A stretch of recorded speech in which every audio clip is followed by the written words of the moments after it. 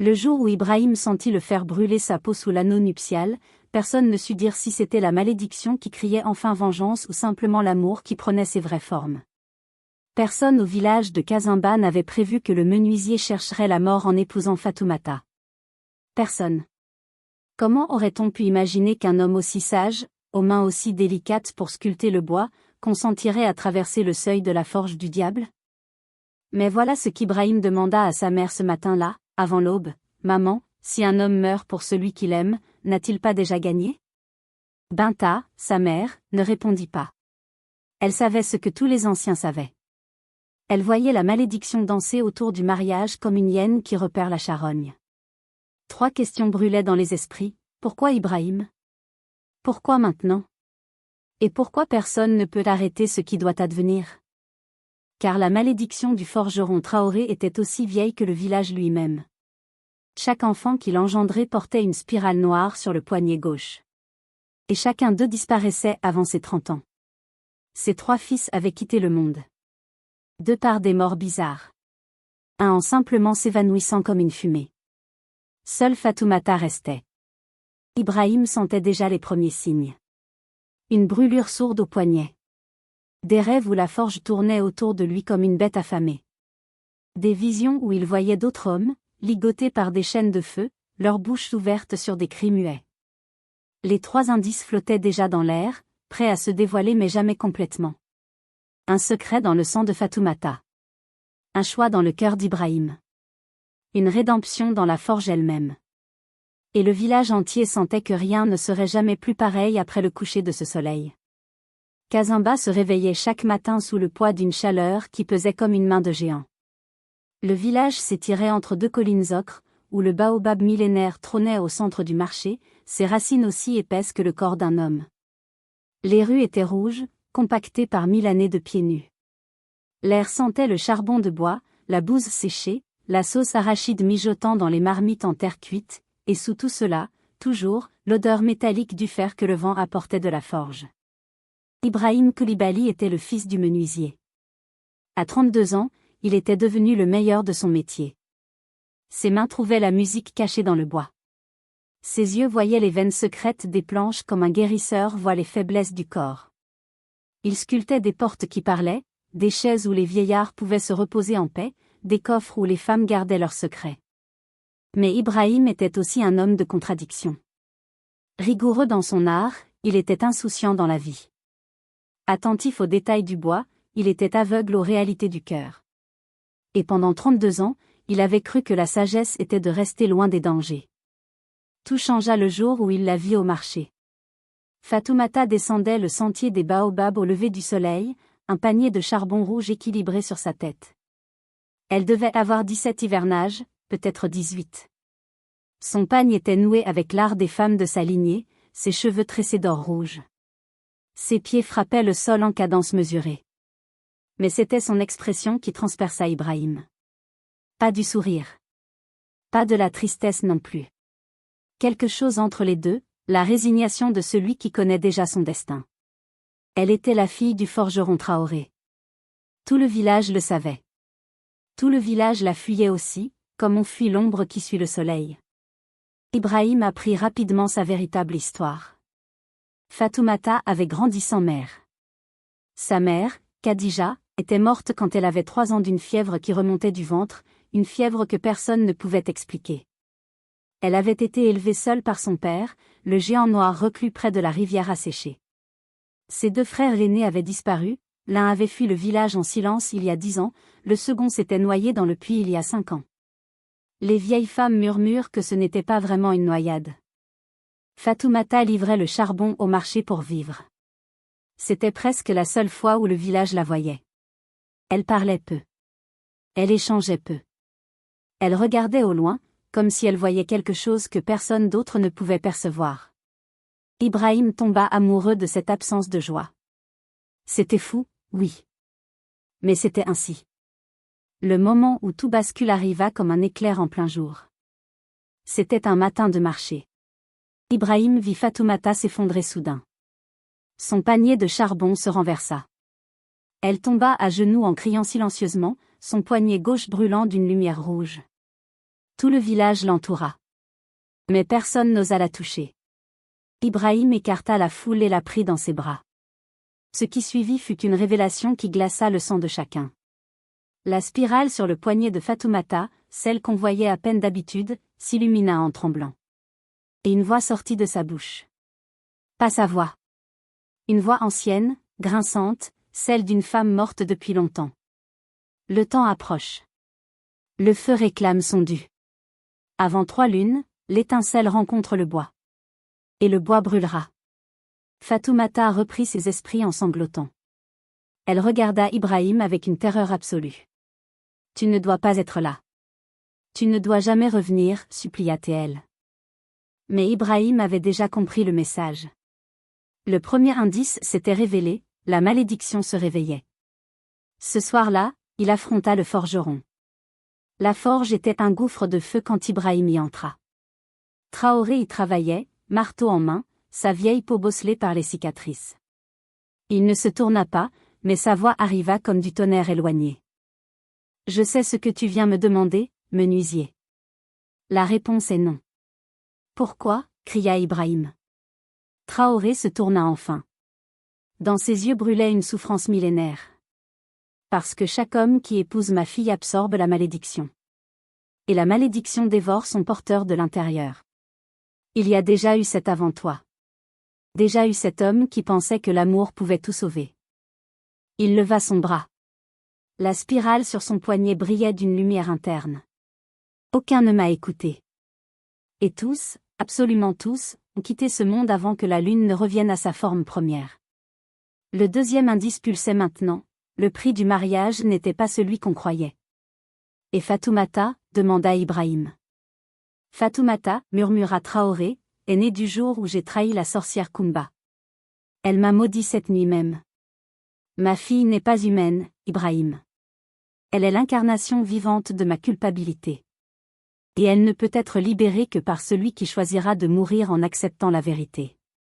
Le troisième indice tomba comme une pierre dans un puits sans fond. Ibrahim revint à sa maison transformée. Ses amis remarquèrent immédiatement le changement. Il ne riait plus de ses farces. Il ne se plaignait plus du travail du bois. Il fixait simplement ses mains comme si elles appartenaient à un étranger. La première nuit, la brûlure commença. Elle remontait lentement de son poignet gauche, une ligne de feu qui progressait vers son cœur. Ibrahim se réveilla en hurlant, suant à tremper ses vêtements. Quand il regarda son bras, une spirale noire était gravée sous sa peau, exacte comme celle du forgeron, palpitante comme un cœur second. Ce n'est qu'un rêve, se répétait-il. Juste un rêve. Mais chaque nuit, la spirale grandissait. Chaque nuit, elle grimpait d'1 centimètre vers son cœur. Chaque nuit, il voyait les autres. Les 7 hommes avant lui. Leurs visages flottaient dans le noir, leurs bouches ouvertes sur des cris muets, leurs corps suspendus dans une forge sans limite. Sa mère Binta remarqua le changement. « Tu es malade, mon fils, dit-elle, posant sa main large sur son front. « Non, mère. Je suis éveillée pour la première fois. » Les anciens du village vinrent le voir. Il apportait des remèdes, des amulettes, des versets protecteurs. Le griot Mamadou chanta pendant 3 heures, essayant de détourner les esprits malveillants. Rien n'y fit. La spirale continuait à monter. 2 semaines avant le mariage, Ibrahim avait de la fièvre. Son poids avait diminué. Les cernes sous ses yeux étaient noires comme des brûlures. Les gens du village évitaient de le croiser, comme si le mal était contagieux. Mais le plus étrange, c'était que chaque jour, Fatoumata venait s'asseoir près de lui sans parler. Elle posait simplement sa main sur la sienne. Et au contact de sa peau, la brûlure diminuait légèrement. Pas beaucoup. Juste assez pour qu'Ibrahim respire. « Tu souffres, disait-elle. »« Oui. »« Et tu viens quand même ?»« Oui. » Elle fermait les yeux. Une larme coulait sur sa joue. « Je suis désolée, murmura-t-elle. » C'était la première brèche dans le mur du destin. Un matin, Ibrahim se réveilla avec une certitude absolue. Il descendit à la rivière asséchée où la forge hurlait de chaleur. Le forgeron était là, travaillant sur une lame. « Je veux savoir comment ça a commencé, dit Ibrahim. » Traoré posa son marteau. Il s'assit sous un arbre mort. J'aimais Kumba. Elle était la plus belle femme de 3 villages. Puis j'ai rencontré Khadija. Et j'ai oublié Kumba comme on oublie un rêve d'enfant. Kumba m'attendait le jour de mon mariage avec Khadija. Elle m'attendait près de ma forge. Elle m'a regardé jurer fidélité à une autre. Et elle a prononcé les mots. Quels mots? Les mots du sang inversé. Les mots qui retournent l'amour en poison. Kumba s'est jeté dans le feu. Sa mort m'a lié pour 10 générations. Et chaque enfant que j'ai eu a porté sa marque. Traoré leva les yeux vers Ibrahim. Fatoumata n'a jamais choisi d'être ce qu'elle est. Pas plus que toi. Ce qui s'apprête à arriver, c'est la première vraie chance que le destin n'ait jamais donnée à ma fille. Mais elle viendra avec un prix. Quel prix? La mort d'un homme pur de cœur, dit le forgeron. Ce prix, le destin l'a toujours réclamé. Mais personne ne l'a jamais payé en le sachant vraiment. La cérémonie du mariage approchait. L'atmosphère du village devint lourde, suffocante. Les tambours résonnaient depuis l'aube, mais même leur rythme semblait hésitant. La veille du mariage, Ibrahim fit une chose qu'aucun des 7 avant lui n'avait faite. Il alla chercher Fatoumata à la forge. Ils marchèrent ensemble jusqu'à la rivière asséchée. Là, dans le lit poussiéreux qui avait autrefois charrié l'eau, ils s'assirent face à face. Je dois te dire quelque chose, dit Fatoumata. Quelque chose que tu dois entendre de ma propre bouche, pas de celle de mon père, pas de celle des anciens. Sa voix tremblait. Je ne suis pas comme les autres femmes, Ibrahim. Je sais ce que je suis. Je sais ce qui arrive la nuit de noces. Et je sais pourquoi les 7 avant toi ont tous coulé. Elle prit sa main. Au contact, la spirale sur le poignet d'Ibrahim s'illumina. Quand un homme s'unit à moi, il me voit tel que je suis vraiment. Et cette vérité, cette vision, elle le détruit de l'intérieur. Pas par méchanceté. Par l'impossibilité même de vivre en sachant ce que tu sauras. Et qu'est-ce que je saurai? Demanda Ibrahim. Que tu aimes quelque chose qui n'existe pas. Que tu as épousé un feu qui n'a jamais eu de cœur. Que tout le monde le savait, sauf toi. Ibrahim se leva, la main encore liée à celle de Fatoumata. Montre-moi, dit-il. Montre-moi ce que les autres refusaient de voir. Fatoumata ferma les yeux. Et elle se transforma. Son corps devint translucide comme du verre. À l'intérieur, Ibrahim vit la forge. Pas une forge ordinaire. La forge originelle, celle qui avait forgé le monde lui-même. Des flammes rouges et or dansaient dans ses veines. Où devrait être un cœur, il y avait une spirale qui tournait, tournait, tournait à l'infini. Elle n'était pas humaine. Elle ne l'avait jamais été. Mais en voyant cette vérité, Ibrahim ne recula pas. Il prit sa main translucide et la serra. Je reste, dit-il simplement.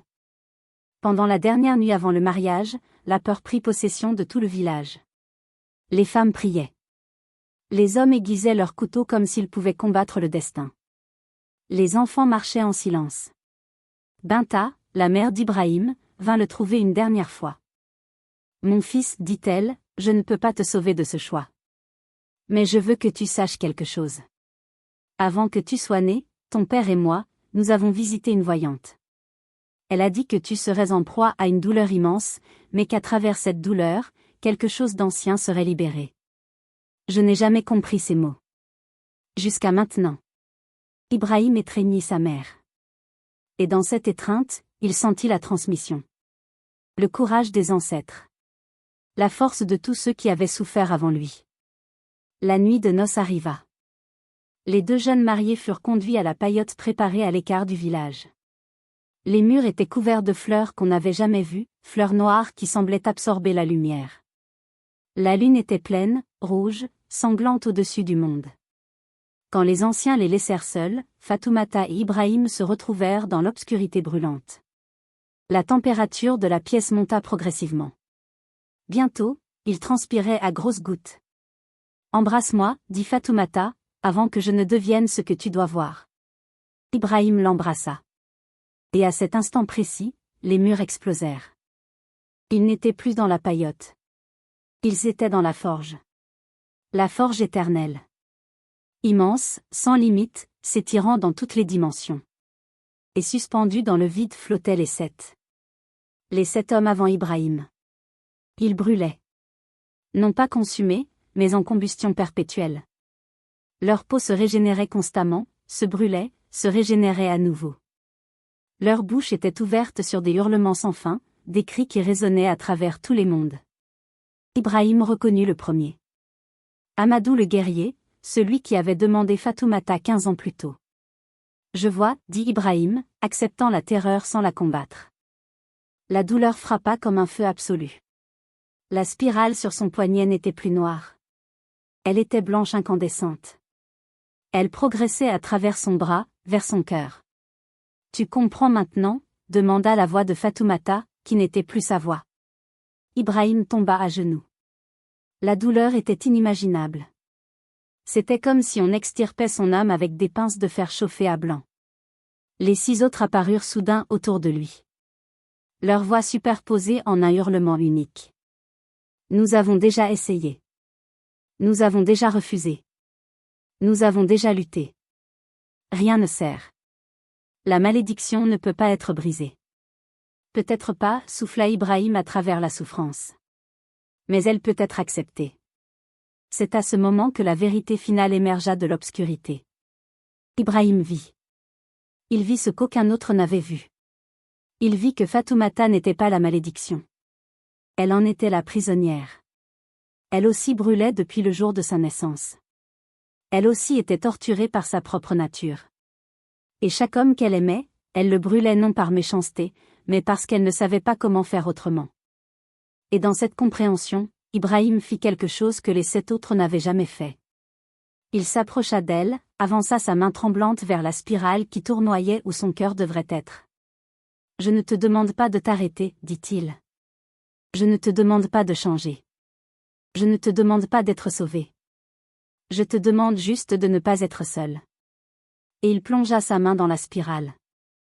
La première chose que sentit Ibrahim fut que tout son corps se dissolvait. Pas en douleur. En transformation. Son sang devint du feu. Ses os devinrent du fer. Son cœur devint la spirale elle-même. Il était en train de devenir la malédiction. Et étrangement, il sentait que c'était correct. Puis, d'un coup, tout changea. Fatoumata cria. Un cri qui fendit les mondes. Un cri qui fit trembler les 7 suspendus. Un cri qui, pour la première fois, était humain. Vraiment, profondément humain. Les 7 hommes brûlants s'effondrèrent. Mais ils ne mouraient pas. Ils s'apaisaient. La régénération cessait. Les flammes qui les torturaient depuis des années se stabilisaient, puis s'évanouissaient en fumée blanche. Pourquoi ? Demanda l'ombre d'Amadou le guerrier, sa voix pleine de confusion. Parce qu'il a réussi ce que nous n'avions jamais fait, souffla une autre voix. Il n'a pas combattu la malédiction. Il l'a embrassée. La forge elle-même se transforma. Les murs commencèrent à descendre, à devenir autre chose. La forge éternelle ne disparaissait pas. Elle se humanisait. Ibrahim vit alors la vérité que les 7 n'avaient jamais vue. La sorcière Kumba n'était pas venue pour punir uniquement Traoré. Elle était venue aussi chercher de l'amour. Elle aussi avait brûlé, depuis qu'elle s'était jetée dans le feu. Elle aussi était prisonnière. Et quand Ibrahim accepta la malédiction, il accepta aussi Kumba. Il accepta sa rage, sa douleur, son amour brisé. Et cette acceptation la libéra. La sorcière apparut alors, translucide, belle et terrible à la fois. Elle plaça sa main sur la poitrine d'Ibrahim. « Tu es le premier à comprendre, dit-elle. Le premier à réaliser que chaque maudissement naît d'une blessure, pas d'une malveillance. Le premier à aimer la maladie au lieu de la fuir. » Puis elle embrassa son front et s'évanouit en 1000 particules de lumière dorée. La douleur d'Ibrahim atteint son point culminant. Elle fut insurmontable. Elle devint tellement intense qu'elle bascula de l'autre côté de la souffrance et devint quelque chose d'autre, l'illumination pure. Il comprit alors. Pour sauver Fatoumata, il ne devait pas la guérir. Il devait devenir digne de sa malédiction. Il devait vivre avec le feu sans jamais chercher à l'éteindre. Et c'est ce qu'il fit. Quand ils sortirent de la paillote à l'aube, le monde entier avait changé. Ibrahim avait les cheveux complètement blancs. Son poignet gauche était marbré de cicatrices noires permanentes en forme de spirale. Mais il était vivant. Il était transformé, mais vivant. Fatoumata était redevenue elle-même, mais elle aussi différente. Son corps ne brûlait plus du feu de la malédiction. Elle brûlait du feu de la vie. Quand les anciens les virent revenir main dans la main, ils surent que quelque chose d'impossible venait de se produire. Le forgeron Traoré sortit de sa maison. Il regarda son fille. Il regarda Ibrahim. Et les larmes coulèrent sur ses joues ridées comme jamais elles n'avaient coulé. Le cycle est rompu, murmura-t-il. Enfin. Après cette génération. Les années qui suivirent transformèrent Kazimba d'une autre manière. Ibrahim et Fatoumata eurent 3 filles. 3 filles magnifiques qui ne portaient pas la spirale. 3 filles qui étaient humaines, complètement humaines, mais qui portaient en elles l'essence des 2 mondes, celui du menuisier et celui de la malédiction. Ibrahim vieillit 2 fois plus vite que les autres hommes. Chaque année qui passait, il sentait le feu danser sous sa peau, mais ce feu n'était plus une torture. C'était son essence même. Il avait accepté de brûler pour pouvoir vivre à côté de celle qu'il aimait. Il continua à sculpter le bois, mais ses créations changèrent. Elles portaient maintenant la marque de la souffrance acceptée. Elles brûlaient de beauté tranquille. Les rois venaient de loin pour les acheter. Des griots chantaient la légende du menuisier qui avait épousé le feu. Traoré la forge continua aussi son œuvre, mais avec une paix nouvelle. Il forgea des outils de libération au lieu d'instruments de malédiction. Des jeunes forgerons venaient apprendre de lui en rêvant d'atteindre cette paix qu'on voyait brûler dans ses yeux. Après 40 ans de vie partagée, Ibrahim sentit son temps approcher. Il appela ses 3 filles autour de lui. Et il leur dit ces mots que personne n'oublia jamais.